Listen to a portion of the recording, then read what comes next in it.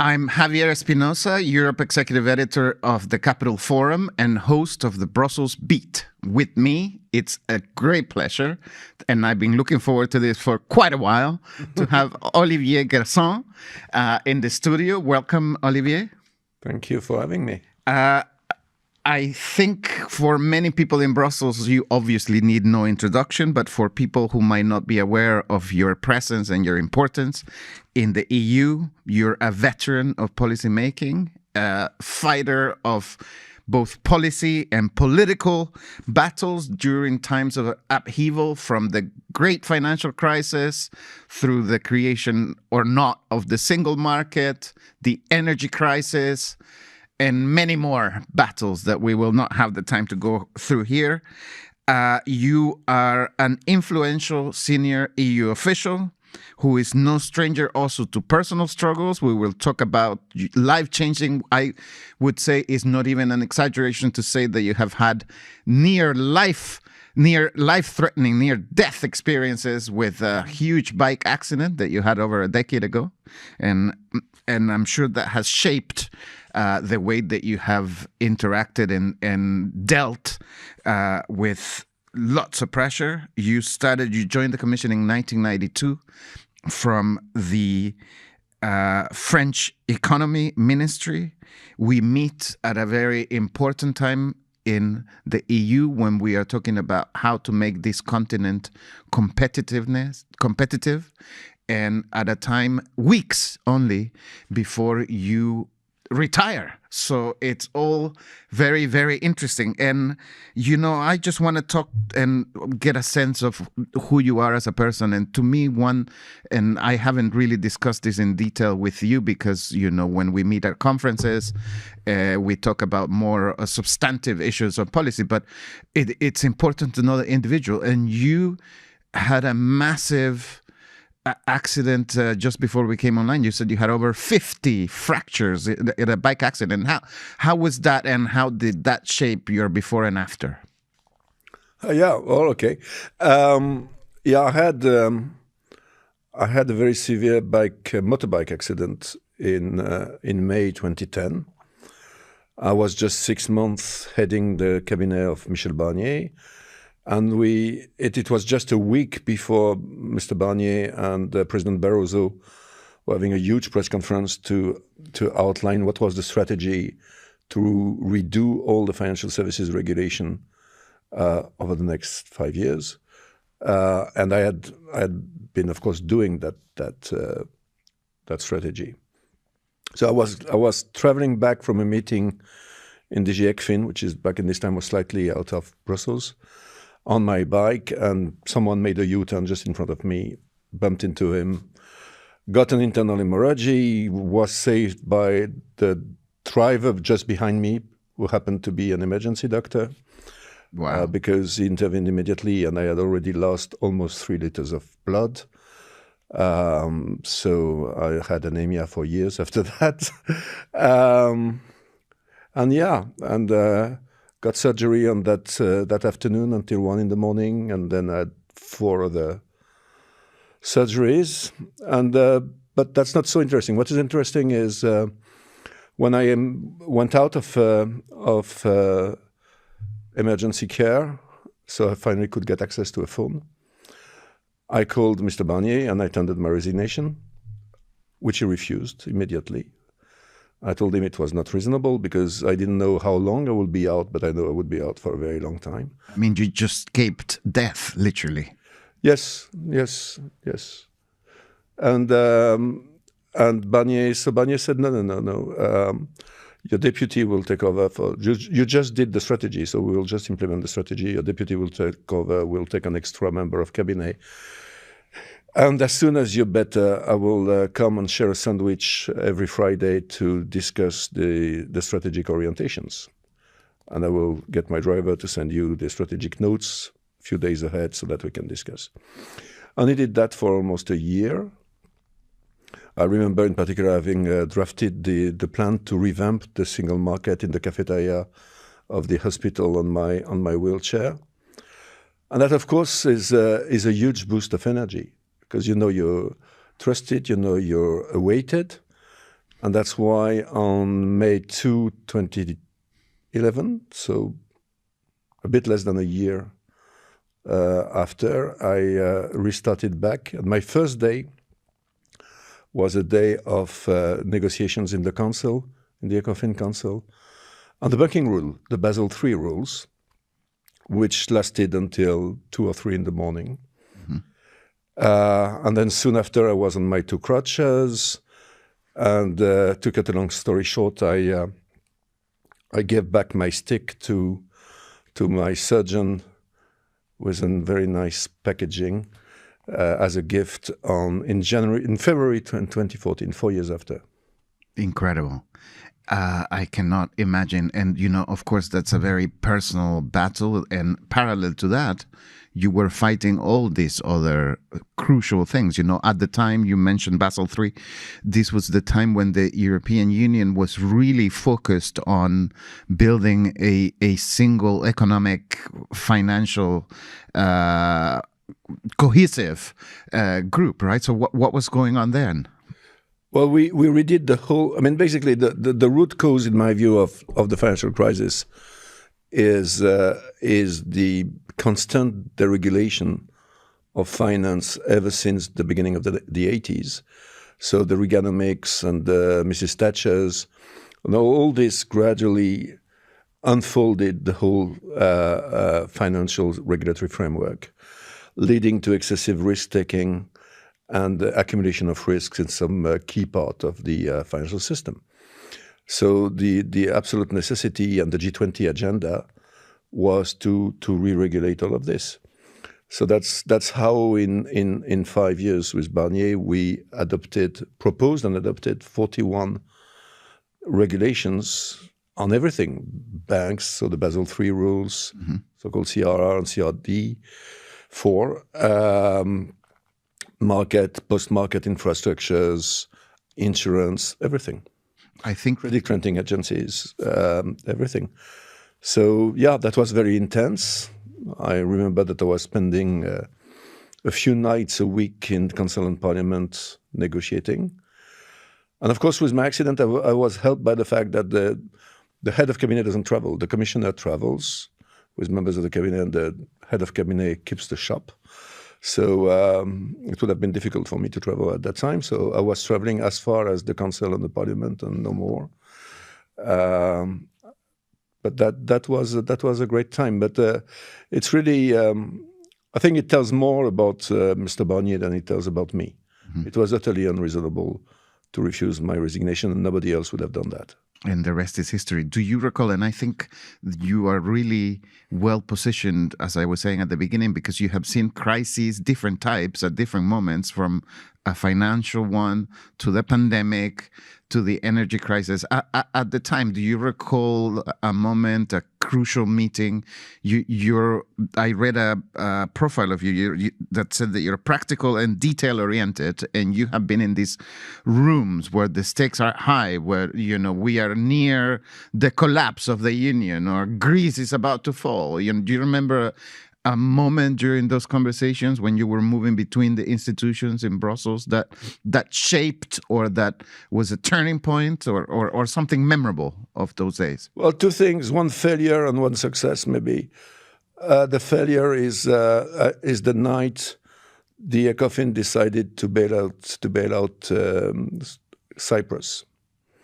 They decided to have a haircut on the deposits in Cyprus. It was before we had the resolution framework. And of course we had advised against that, because and the position of the Commission was not to do it, because we knew it would lead to panic on the markets and actually make the crisis even better. But around 3 in the morning, the ministers decided to do it. It was announced on the Saturday morning. It was Friday evening. And I remember Saturday, end of the morning, we were in the office of Barroso, and cash distributors had to be closed in Cyprus for a week. And it was really going bad. And the ECOFIN, a week after, came back on the decision, but the damage was done. And this is when we decided to have the a resolution framework that became the BRD. And the other defining moment for me is in the summer of 2011. This is where, after the Cyprus crisis and the Greek crisis was not very well managed, all this were slowly transforming or quickly transforming a financial crisis into a Eurozone crisis. And this is when we decided to do the banking union. And the banking union was basically, we had in September 2011, we had every Sunday, every weekend, we had an extraordinary ECOFIN to manage the situation. This is where we shaped the concept. We didn't invent it, to be frank. The concept is the concept that Jacques de la Rosière had developed in his report, which was watered down by the Council of the Parliament and gave the ESA structure, so the ESMA, EBA, and all of this. But it's quite far from the blueprint that he had designed. So it's basically, we adapted that blueprint to create the banking union, so single supervision, single resolution, single deposit scheme. Yeah. And the member states basically begged us to do that. And then in the first ECOFIN meeting, a Euro group meeting of Mr. Draghi, when he was appointed, I can't remember whether it was, I think it was beginning of January 2012, we had a secret dinner with Draghi, his head of cabinet, Michel Barnier, and I. And this is what Draghi, and that's remarkable, announced 7 months ahead that he will do the whatever it takes, which he did in July. So you heard it first at this dinner? Yes, because basically what they agreed is that to calm the markets, you needed a long-term perspective and a short-term, a load of water to extinguish the fire. The short term was whatever it takes. So the policy of the central bank. The long term was the banking union, and they agreed on the plan that evening, and then we rolled it over. So that was really quite a moment, and this is when I got to know Mario Draghi better, and dare to say we became friends. Interesting. Were you aware when you were at this dinner the significance of it? No, not really. Yes and no. But what was interesting is that, of course, because the plan was really good, it worked. The markets really calmed down. So we did the single supervision. He did the whatever it takes. Then the risks apparently had disappeared. Of course, it was still there. And all of a sudden, the member states were not in such a hurry to complete the banking union. So as a result, we did the single supervision because they were scared. We kind of did the single resolution, but with huge difficulties. And we never managed to do, and still not today, the single deposit scheme. Interesting. And this is something you have mentioned, and I'm fascinated by it, because I think if you take member states, it's a study of human nature. Yes. That only when it's an emergency, we are for the common good of everyone, and then it's everyone for themselves after. Can you talk about that? I think it's a feature of the European Union, not only, but since we are in this context. Well, I think, the thing is that doing what is best for the common interest of the Union is never what is best for your own country if you were alone. But of course, at the same time, you know that if you were alone, you would be insignificant. So we have to be together.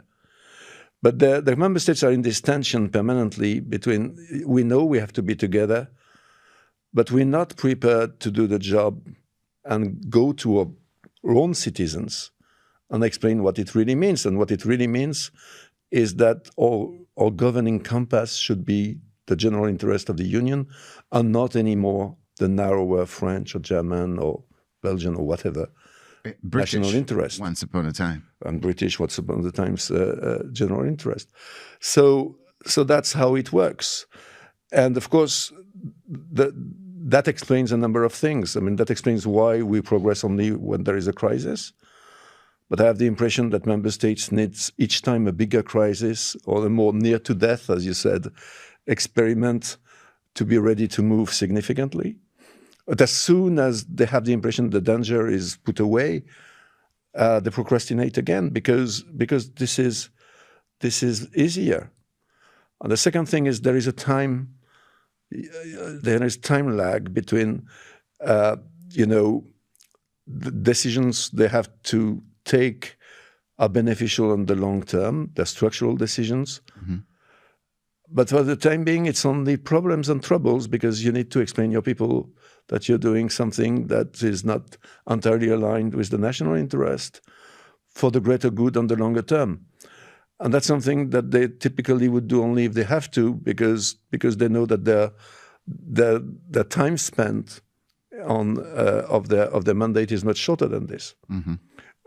So all this put together makes it difficult to reconcile the long-term general interest of the Union with the short-term facility of not acting because it's easier and less complicated. So the result is that either we don't move at all, that's the worst, Yeah. or we move too late, too slow, too little. That's the story of the financial crisis. Yeah. Or we move, but the currency with which we pay the compromise to move is complexity. So we move too complicated. And the cost of that complexity is a drag on our economy. And all this could be solved if everybody would appropriate the general interest, but that's something that can only come slowly. When you cannot take a decree on cultural issues. So member states need to move slowly. Yeah. But that's a negative feedback loop. This is what fuels nationalism, and because that's easier. You give the impression you have easy solutions to very complicated problems. And of course, that's a fallacy. But that works short term. Only short term. Do you think there's this phrase perma-crisis? And of course, the world is in constant flux. But do you think we're due a big crisis, something that would shake this dynamic and system that you're describing? Well, I hope so. But on the other hand, I mean, so take defense. Mm-hmm. Because frankly, if the current crisis doesn't prompt the member states to rethink their view and go above their national narrow interest in order to say, well, if our defense is a collective interest that we can only successfully tackle collectively. And that means getting out of this, what is in it for me? Well, what is in it for you is your security.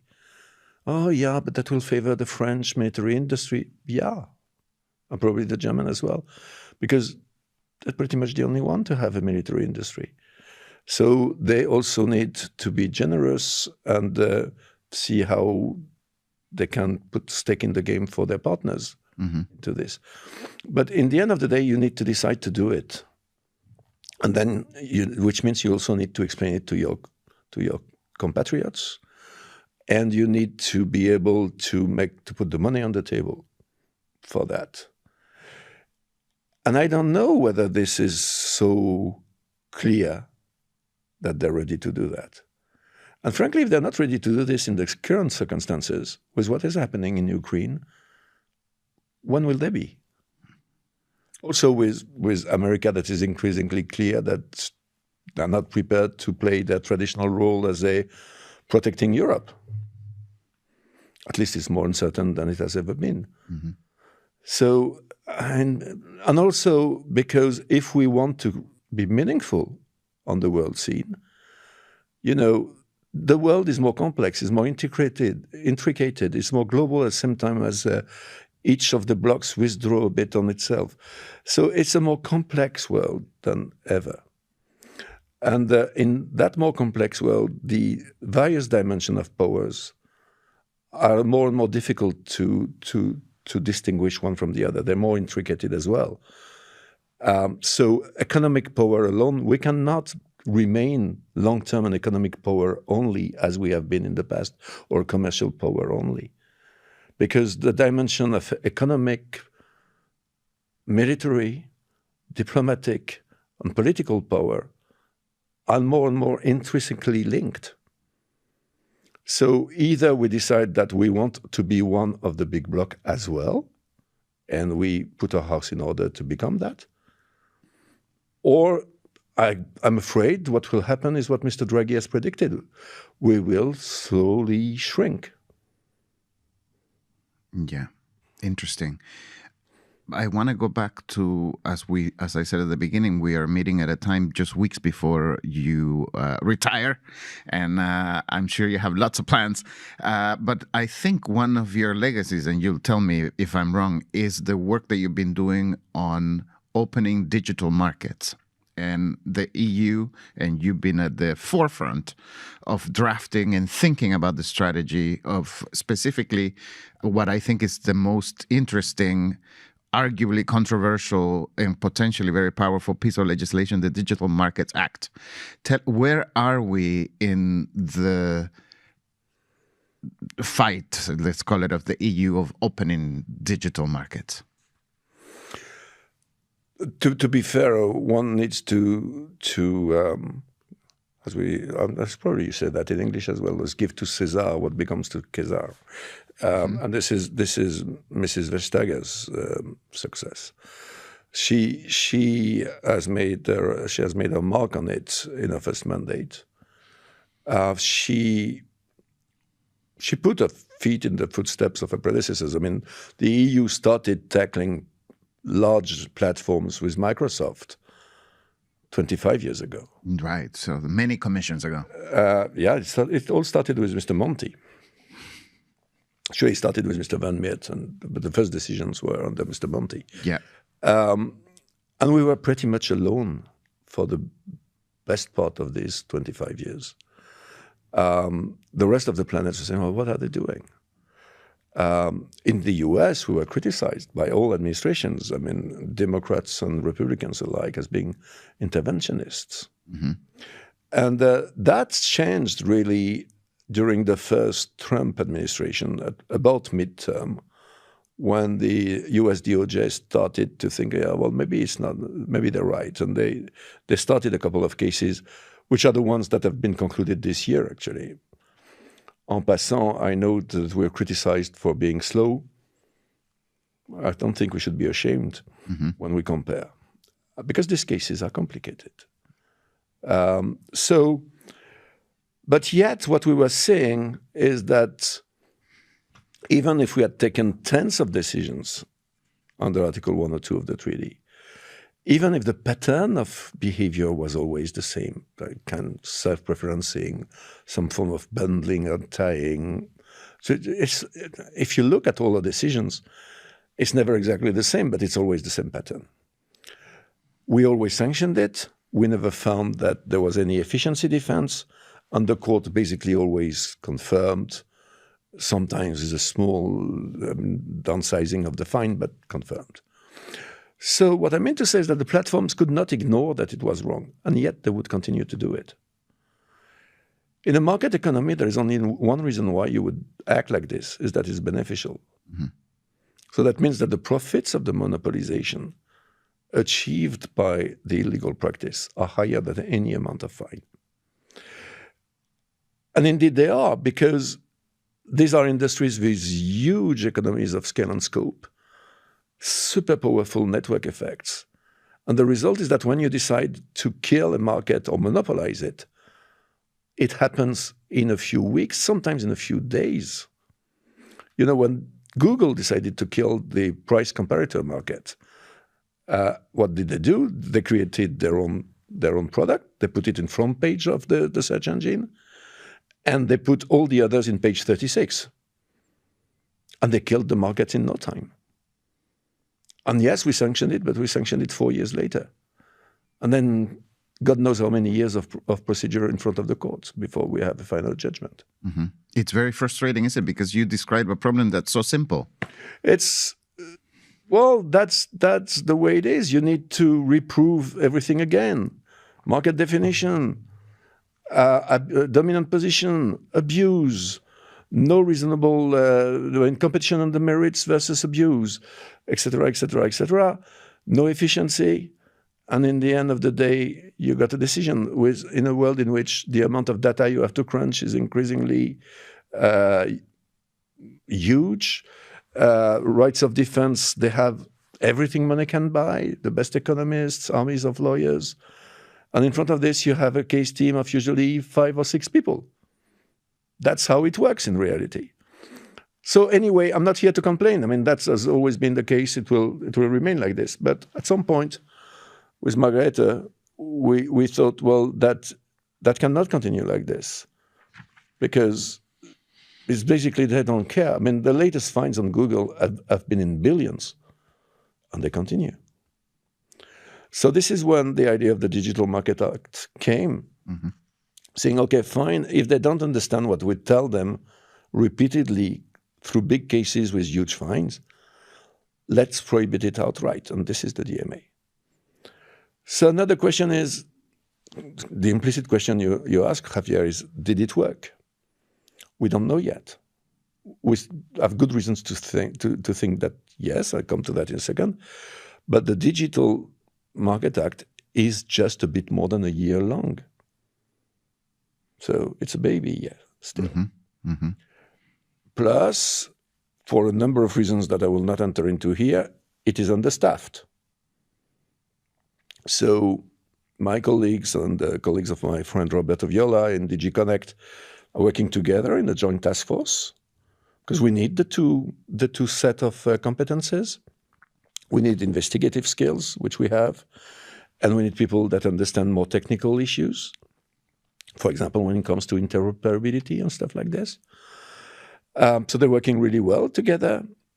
And so far, what they've been focused on is making it work. Because it's an outright prohibition.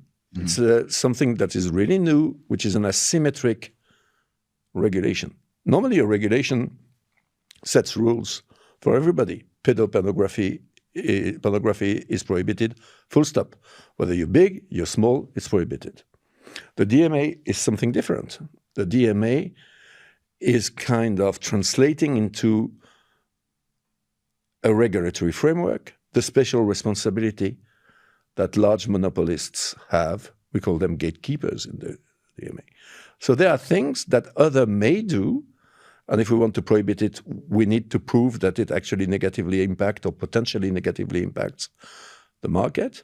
But for them, it's simply prohibited. They cannot even start doing it, because we know from 25 years of case law that it is invariably bad. For everybody, for the economy, for innovation, for the competitive forces, for the citizens, and also the consumers, for everybody. So it's prohibited, period. The first year, and what is really interesting is that firms have been both trying to comply, because they are normally decently good corporate citizens. Of course, they've been trying to go around the prohibition to try to still profit maximize while not infringing too much the DMA. That's the game. That's normal. You can't blame them, right? It's billions at stake. It's the way they operate and make money. Yeah, for some of them, this is very existential. This is some core elements of their business model.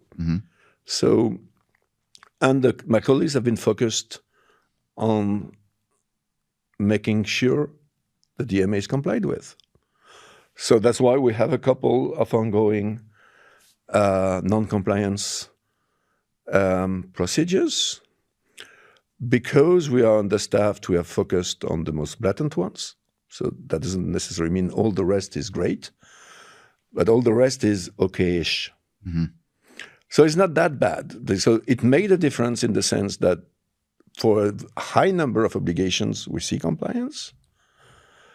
And for those that are going the deepest into the business model and the money-making of these big beasts, then they really fight very hard. And these are the non-compliance cases we have. And they mobilize the whole of our staffing and attention at the moment. Yeah. So it worked well in the sense that it changed the landscape. It's changed the conversation with the platforms. We see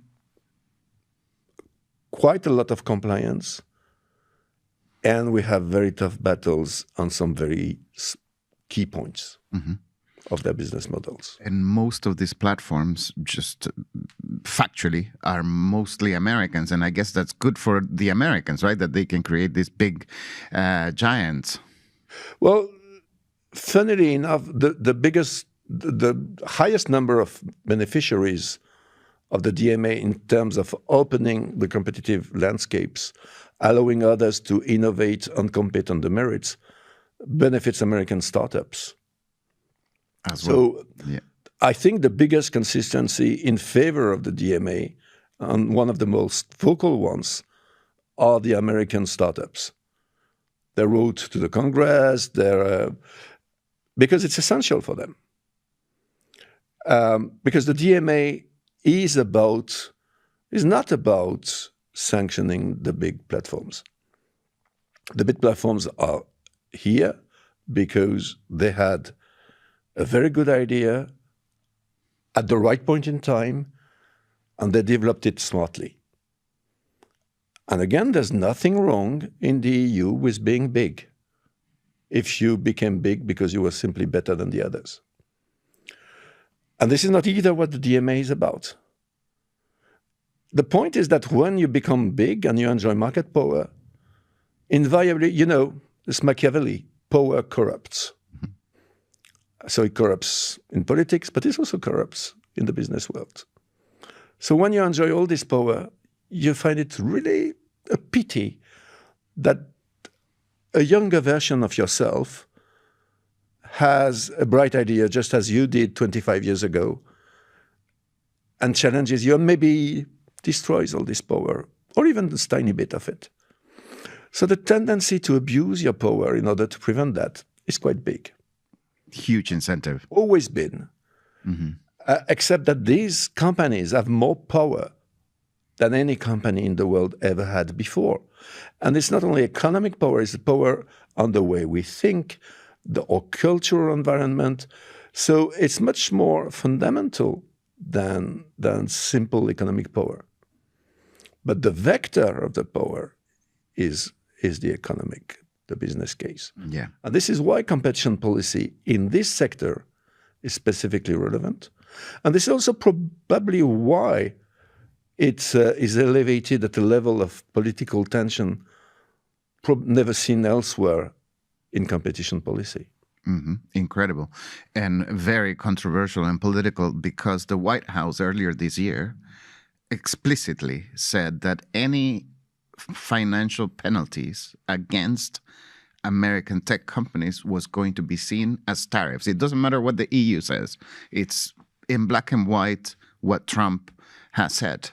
And as a result, it has been mixed in the conversations of trade policy, whether we would want it or not. That's just it's become part of in the same breath, we talk about these two things. Are fines against big tech tariffs?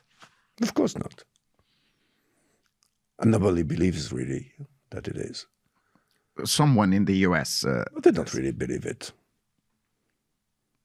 It's convenient to say that it is.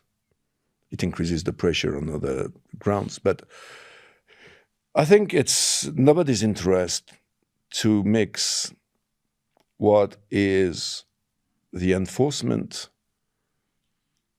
of core values of market economy, which is that you should act against excessive exercise of market power, be it by single firms, which are dominant, or by groups of firms that collude, so cartelization. The US have invented this in the 19th century. The US is still today one of the strongest enforcers, and the policy of this government is to strongly enforce competition rules in all sectors, and in particular in tech. And we have an excellent cooperation on the ground with the colleagues in the DOJ on the FTC. So, frankly, there are hardly any other values that is as shared as this one. The cases in the US are pretty much the same as here. And the Google cases that are on trial, there is the ad tech, the Android. I mean, these are the same cases, same features, actually same outcome as well. Our systems are different. We have an administrative law system. So we fine companies. We don't put people in jail. So, but this is our system. This is what, we call sovereignty. We have a tendency to believe that our European Parliament is just as sovereign as the US Congress. And we enforce our rules in our territory the way we see best fit. It has nothing to do with a near tariff or whatever of this kind. And I understand actually the DMA is nowhere on the table of the discussions with the United States, and that's a good thing. Contrary to reports that have said that perhaps there's going to be even a committee. I have no comments on this. I mean, I'm focused on having an excellent degree of cooperation with my colleagues in Washington, which we have. And I just want this to continue. And of course, there is a difficult tariff discussion and trade discussion to have, which Maros Sefcovic is having. But that's a different discussion. Yeah, I speak to a lot of big tech lobbyists, obviously pushing hard to water down. I'm sure they're knocking on your door all the time to try and see how they can delay, diffuse, water down. Are there instruments in the treaty or in the law or legal powers that would prevent any outside pressures from any watering down of the implementation of the DMA? No. I mean, I've been 32 years enforcing in the Commission. Of course, the private firms that are at the wrong end of this enforcement are doing everything to delay, water down. I mean, everything you said. Always. And in a way, this is their right. And this is our duty not to bend. But that they try is, are you surprised? But I'm not. They've always been, Microsoft have been trying to delay as much as possible and diminish the significance of the Microsoft decisions. So did Google, so did Meta, Apple, and any others that were not in tech and were Europeans. I mean, that's normal. That's part of your defense. You defend yourself in court. You defend yourself with economic evidence. You defend yourself by lobbying politicians. You defend yourselves in every way you can, provided it doesn't end up in corruption or anything that is illegal.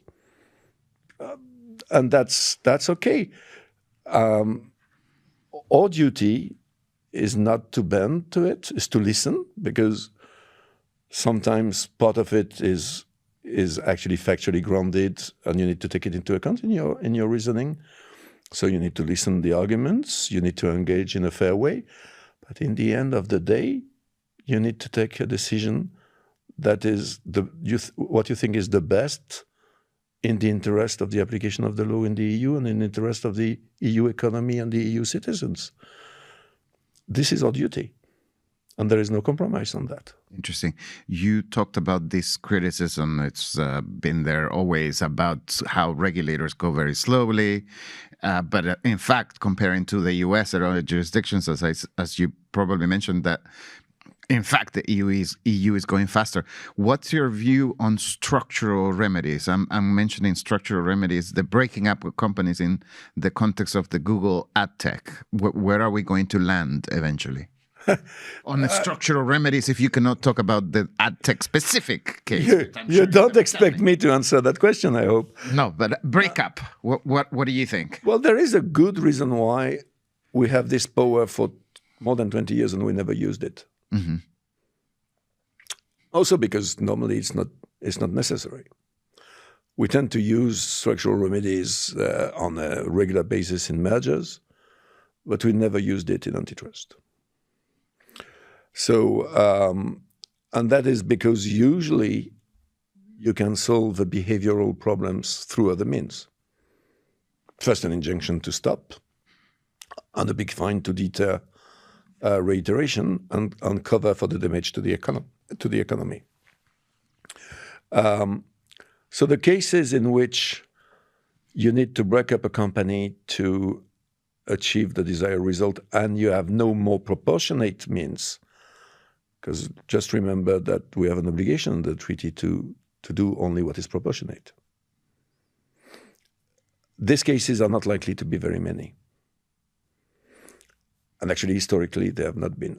Plus, it is more the American culture ever since Standard Oils in the beginning of the 20th century to break up companies, than it is in Europe, where we never did that. Mm-hmm. Not only we never did that, but I don't think any of our member states ever did that. So you will likely see structural remedies remaining very, very exceptional in the future. Okay. But they need to be there. And they're there as well in the DMA, because at some point, if you have no other way to stop the reiteration of infringement, maybe you would have to do this. It's like pressing the red button, right? The nuclear it's option. A bit the nuclear option, yeah. Yeah, interesting. And I want to talk to you about merger control and industrial policy, but quickly, and you mentioned it already twice this morning, and you have mentioned it many times before, staffing. And, we have the unit that you lead, it's roughly 900 people, more or less, a bit more, but it hasn't really changed, as I understand, in the numbers. Historically, it's remained. Historically, that changed a lot. I mean, it has grown significantly in the late 90s and until 2015-20. We have not always been 1,000. Yeah. My point is you've been super outspoken today and in the past about the need for more, because you are fighting a case team of 5 versus 500. I'm exaggerating, but... Well, that's not the reason why we need more, because when if we put 500, not 500, but if we put 50 people where we could 5, we would not necessarily be more effective, because there are some point where the transaction costs are just too high. I understand. And so the marginal addition of the one more person is limited or even negative. So we're likely to keep on with relatively limited case teams. We could do with 1 or 2 more, but no. The problem is there are things we don't do or we delay because we cannot put enough of these teams. What's been one thing that's frustrating that you would like to have done? Well, for example, I told you that we are focusing on making the DMA work, which we are. Which means that we are focusing on a bit of a static view of making the initially designated core platform services and gatekeepers fulfilling their obligations. In an ideal world, I would like to have the luxury of having put already for months some people to have a look at whether we should designate cloud services as a platform service, and if so, which would be the gatekeepers there and how they should be designated, for example. We didn't do it because we cannot afford it. And we thought it's more important to show that it works for those that are already designated and already take part of our staffing to designate new ones where the job is not yet done with the currently designated ones. So we made that arbitrage, but it's not ideal. In an ideal world, you would do both. Mm-hmm. That's just an example. If we had more staffing, we would be quicker.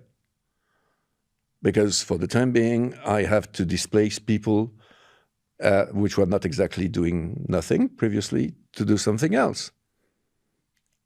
So there is only so many hours that even my people that are working more than many, not only in the Commission, but also elsewhere, working on weekends, working on evenings, are always ready to go the extra miles, but there is a limit. Yeah. And so the problem we have is that for traditional missions, the work is more complicated than ever. because in the digital economy, we're overloaded by huge amount of data. The size of the big merger files multiplied by 10. And you need somebody to review all this evidence, not only to make your case, but also because there may be some exculpatory evidence in this. And if you miss it, you're in trouble in court, rightly so. So you cannot just say, well, this is not inculpatory, I don't look at it, because it may be exculpatory, so you need to look at it. Interesting. Also because we do a work that is both inculpatory and exculpatory. We're trying to make a fair decision, not to nail the company down. So, and all this takes resources. Of course, part of it you can do through investing in tech, which we do as well. That is some algorithms in order to help us to deal with large submissions, in order to help us to spot patterns of behaviors that could be indicative of collusions on the market, etc. We have started to invest into AI solution to do it in a never even better way. All this is super costly. 80% of my budget is spent on IT. And we still need to have more people. So that is for the existing missions. And we have the new missions. And the new missions are extremely resource intensive. And for these new missions, we don't have enough, and sometimes we don't have at all new staffing. That's going to be a huge challenge for your successor. That's going to be a huge challenge across the board, and that has to do with the more general situation of the EU. I don't think we can make the quantum leap that I was talking about before, keeping a very minimalist central level. Roughly speaking, the EU is 35,000 agents of all sorts, not only civil servants. This is incredibly small when you look at the positive externalities it diffuses on the 27 member states. It is a fraction of the civil servant in the city of Paris. It is a sixth of the number of tax inspectors in France. Just to give examples, I happen to know the figures in my home country. I'm sure we could do the same in others. So it's a small, extremely performing administration that doesn't need to be doubled, but we simply need to give the appropriate staffing if we want the job to be done. And also if we want this simplification that everybody rightly calls for. It's more complicated to do simple than complicated. You need either more time, which we cannot afford, or more people working on it. Very good. You make a very compelling case. I want to move to the latter part of our interview and our discussion today on industrial policy. This commission has made it a big sort of theme to talk about competitiveness. We had the Letta report, we had the Draghi report. I just wonder, just from a very sort of philosophical, intellectual perspective, what do you think is the aim of competition policy in relation of creating the European giants that we want to compete with the US and China? Well, competition, you need to start from first principles. We are in a market economy. We want to be in a market economy. But otherwise, it's a different discussion. In other systems than market economy, maybe competition policy has no role to play. But in a market economy, the basic is that markets allocate or scarce resources in order to maximize our needs. And they do that better than technocrats like me. It doesn't mean that they don't get it wrong. They get it wrong, I'm sure, as often as we do. But they correct more quickly. A lot more quickly. So that is the premise of the functioning of a market economy. Market can do this if competition works on the market. Otherwise, the allocation process is distorted. And that is why, for a long time, I'm explaining that the rationale of EU competition policy, as set forth in the treaty, is not consumer surplus, unlike in the US. It is allocative efficiencies. Of course, if the markets do their business of allocating resources in the right way, the end result is you have a consumer surplus. So consumer surplus is quite a good proxy to judge whether your policy is good or not, but it's not the rationale for us. Because we have other dimension than consumer interest. We have single market. Single market is quite a big objective in competition policy. And it has to do with allocative efficiencies as well. Yeah.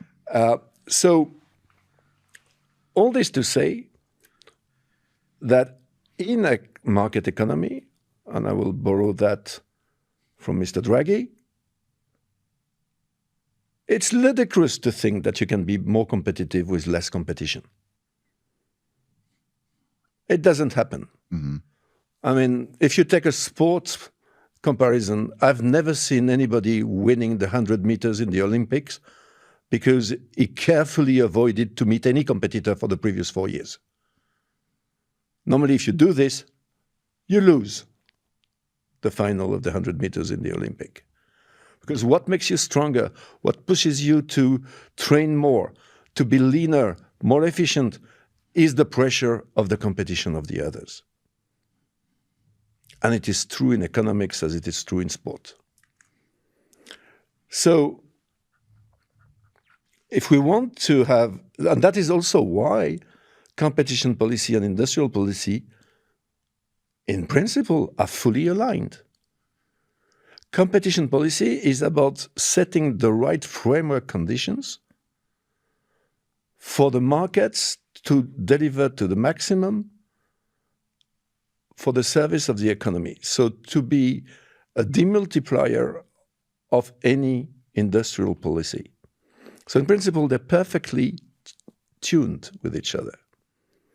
Of course, not any competition policy and not any industrial policy.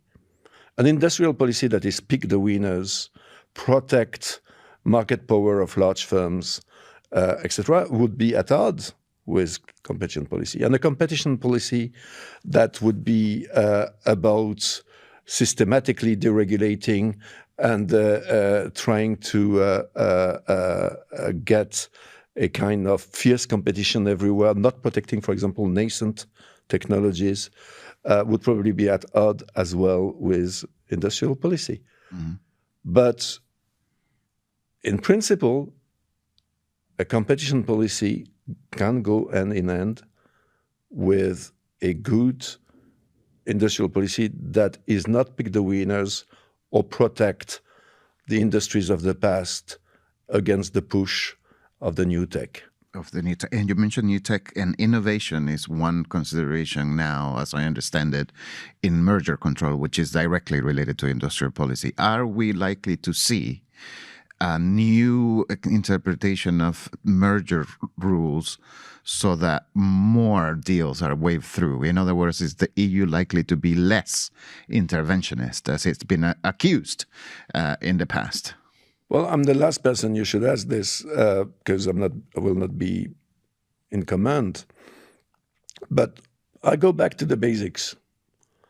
The mission letter of Mrs. Ribera, the Draghi report. What the Draghi report says is basically the Draghi report says competition policy has been doing a good job, merger control as well, but it needs some evolution, no revolution. I'll borrow his word. And that's exactly what we think. In any case, of course, it would need an evolution because the current guidelines date back 20 years. We have evolved a lot in 20 years, and we need to take stock of this, in particular on innovation. Wrap it up into new guidelines that will give more clarity to the business onto what they should expect from us. Mm-hmm. What Draghi says, going to mergers, he says, well, you've been very good in devising new innovation theories of harm. That's the old tech saga that we talked about previously. We were the best in the world, the first ones, certainly. because we understood before the others, because we do not have a strict consumer surplus standard, consumer welfare standard, but allocative efficiencies that allowed us to go outside of a static price analysis onto being able to take into account earlier than others the growing importance of innovation. You know, when I was a young case handler 30 years ago, innovation was important. It's always been important. It's always been a key parameter of competition. But it was the innovation of today would impact the market in a way that transforms the competition relationship in years. Nowadays, the innovation of today will impact the way competition works on the market in months, sometime in weeks. So the wave of innovations come more and more, quicker and quicker. They're more powerful. And the time lag between the time at which the innovation happens and the time at which it transforms the competition relationship has shrunk. Mm-hmm. And all of this makes it, of course, a lot more relevant to the competition analysis. And I think the EU was the first one to understand that in the beginning of the 2000s, and the first one to develop the corresponding theories of harm in both antitrust and mergers. Now, what Draghi says is all this is very good, but what about the other side of the coin? What about a merger that would bring about an innovation that would not happen absent the merger? And of course, this merger also creates or enhances market power.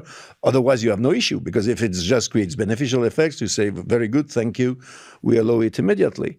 Yeah. So the only trade-off is if it creates, say, a dominant position, just for the purpose of simplicity, but at the same time, it's the only way to get some key disruptive innovation. How do you balance that out? That's a very good question. And that's one of the questions we need to explore in the review process of the merger guidelines. There is few academic work on it, not much. And we have zero experience for one good reason, which is it was never invoked by companies. Nobody ever came and said, well, yes, of course, all this is right. I will have an incentive to raise my prices. But that is the only way to get this innovation that otherwise will never happen. Mm-hmm. We never were faced with this defense. But of course, with the growing importance of innovation, this acceleration that I've just described, it is not unlikely that it comes, and we need to be prepared. Yeah. So that's the first question Draghi asks. It's a good question, and we need to research it and maybe have some solutions in the new merger guidelines. The second question is about investment. And it's the same question. He said, okay, well, what about, size doesn't matter everywhere. Actually, when you talk about European champion, you should know that 9 out of 10 European champions, if you define a European champion as the world market leader in his field, 9 out of 10 are SMEs. Size doesn't matter for them so much. But in some cases, size matters, and we know which ones. These markets with very long cycles, huge sunk cost, very high investments. If you want to be a player on the world scene, you need to be big. And this is where, if through a merger you gain a dominant position in Europe and grow big worldwide, that's how do you mitigate that? Because there, the question is investment. So what Draghi says is when size matters is because you need that size to commit the amount of investments that are gigantic and that are needed to be a player in that field. That is also interesting. It's more difficult than innovation in a way. But we have we have some things already. Well, we know, and I would encourage the viewers and listeners to read or report Protecting Competition in Europe. Mm-hmm. There is no blah, blah, there is no propaganda, it's facts. We wanted to keep it factual. And I handed it over to Mr. Draghi before he made his report, and I saw some of it percolating in the report. That must be satisfying. It's very satisfying. And what the report shows is that there is no real correlation between increased concentration and increased investments. You have a high, what it shows is basically for the last 25 years, concentration ratios went up everywhere in the world, including in the EU. Comparatively, they went up more in the US than average, and they went up less than average in the EU. So, and that's maybe the difference in enforcement. But they went up considerably everywhere. And you see a very clear correlation between concentration ratio and markups, profit margins. But you do not see any correlation between concentration ratio and profit margin, which are higher, and higher investments. Mm-hmm. Isn't that interesting? Very interesting. So, yet, the point of Mr. Draghi remains valid. There might be markets in which it's necessary to be big in order to be able to invest. That doesn't guarantee you will invest, but it's necessary to be big to be able to invest. In 9 cases out of 10, this can be resolved through commitments. That's the way we do it. You divest what is necessary not to be dominant anymore in Europe, and you keep the rest so that you get the critical size worldwide. You know, historically, we have prohibited 0.5% of the cases. So 1 case every 2,000. To the case of being interventionist, exactly. So, yeah. And we have intervened in like 5%. So that means that in 4.5% of the cases, we solve the problem cooperatively with the firms, usually through divestments, which allow them to keep the rationale for the deal, to keep the advantages of the deal, at the same time to keep competition alive in Europe. So the focus is really on the 0.5%. We're talking here about a minuscule number of cases. We're talking about less than 40 cases out of the 10,000 that we have reviewed, which, en passant, is a relatively good argument when people say, oh, no, European champions, merger control is the problem. It can't be. It can be the problem. It's too small. So there's 40 cases in which we prohibited, less than 40 actually. If you discount the cases in which the acquirer was not a European company, so there's no way it could have been a European champion, you're down to 15, 1/5. And if you discount the cases in which the issue was more regional within Europe, you know, buses in Scandinavia or stuff like this, then you're down to 7 out of 10,000. So the whole idea that merger control is an issue for European champions is a distraction. It is a distraction. That's not the issue. Again, that doesn't invalidate the point of Mr. Draghi. Even if there is one case in which there is this trade-off between investment and size and market power, and you cannot solve it with divestments, how do you do it? That will be researched as well. Maybe there's nothing to do. Maybe it can work only in very regulated sectors in which you can kind of force and monitor the investment. Because our experience with investment commitments in merger and in antitrust is actually dreadful.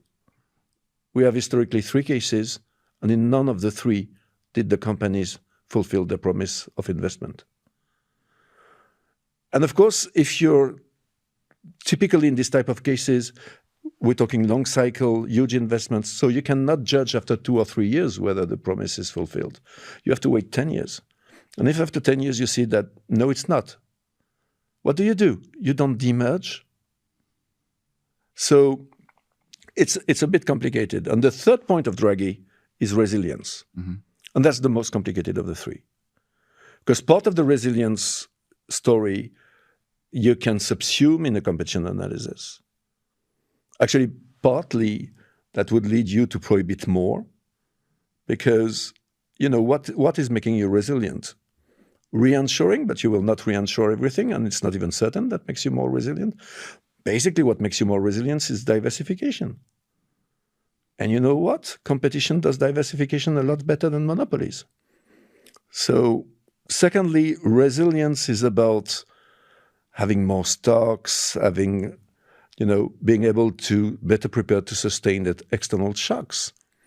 Well, actually, everything that we take into account currently as efficiencies in order to excuse a merger that otherwise would create monopoly power is about decreasing the resilience. It's about having less stocks.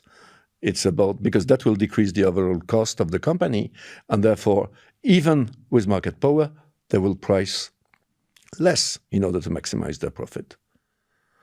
So the resilience discussion is going to be interesting, but we will take it as well in the frame of the merger review. So I don't know if this is what you should expect, but this is the conversation we will need to have on the basis of the review that has just been launched. You map it really well, and time is running out for us, unfortunately. But one burning question on the interventionist point. Isn't it ironic? It seems now that the US is clearing mergers faster than the EU. In other words, the dynamic has shifted, and now the EU appears to be more interventionist on M&A than the US.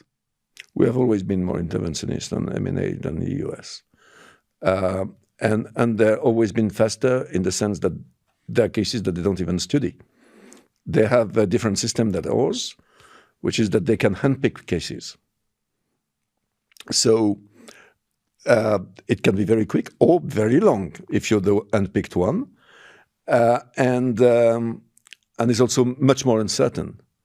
I mean, I heard a lot of things about how terrible it is for legal certainty in Europe because we would, for example, have call-in powers for the member states that would refer us very small cases when they're significant for competition.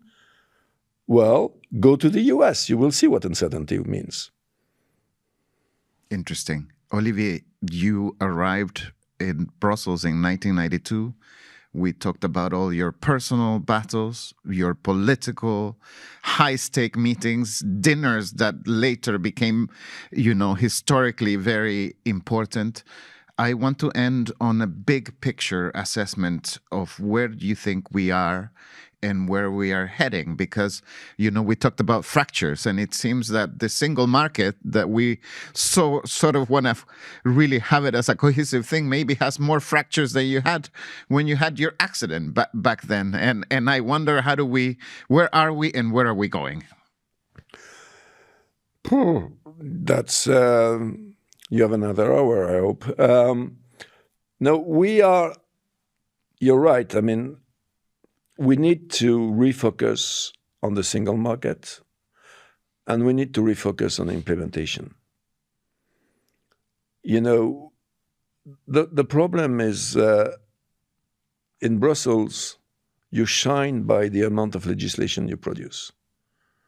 But legislation is meaningless if it's not implemented and then enforced. And you don't know how you should change a legislation before you have implemented and enforced for a sufficient amount of time to know what works and what doesn't. We have collectively lost sight of it. We are producing new legislations at an insane rhythm because this is how commissioners shine in the press room, and this is how the parliament shines, so there is a kind of collective, madness in producing more legislation. When I arrived in DG FISMA, as soon as they had produced a new UCITS legislation, which, as you know, is one of the big success. So you were producing UCITS 6, you were already preparing the midterm review of UCITS 6 that would be 2 years after, and which should produce UCITS 7 another 2 years after. Now, we need to focus a lot more on implementation. That's also the way we will actually seriously reduce complexity. Because you know what works, what doesn't work, where you should cut, where you should add, and how. So that's one thing. refocus on the single market and refocus on implementation and enforcement, and a bit less on new legislation. New legislation is fine. It's necessary sometimes. It can help a great deal simplifying when you know what you're doing because you have enforced on the ground and you have taken time to take stock. But that will not be sufficient because, as I said earlier, the spheres of power are increasingly interlinked. I don't think we can, going forward on a long-term basis, remain just an economic giant and a political dwarf. I don't think we can survive in these worlds of big, powerful poles which concentrates all of the power if we are not ourselves more integrated, if we do not have a single military force, a single diplomacy, a single currency, a single treasury. In other words, if we are anything else than a confederation. The rest of it can be handled by the member states, of course. But this is what makes you matter in the Council of Security. This is what makes you matter when you discuss with Mr. Trump. This is what makes you matter when you negotiate with Mr. Xi and when you want to seriously take on Mr. Putin. It's not enough anymore to be just an economic power. So we need to refocus on our homework for the economic power because, as you said, this also needs to be gardened a little bit. But we need to do more than that. Olivier, I've enjoyed thoroughly our conversation today. Thank you so much for your time. Thank you, Javier.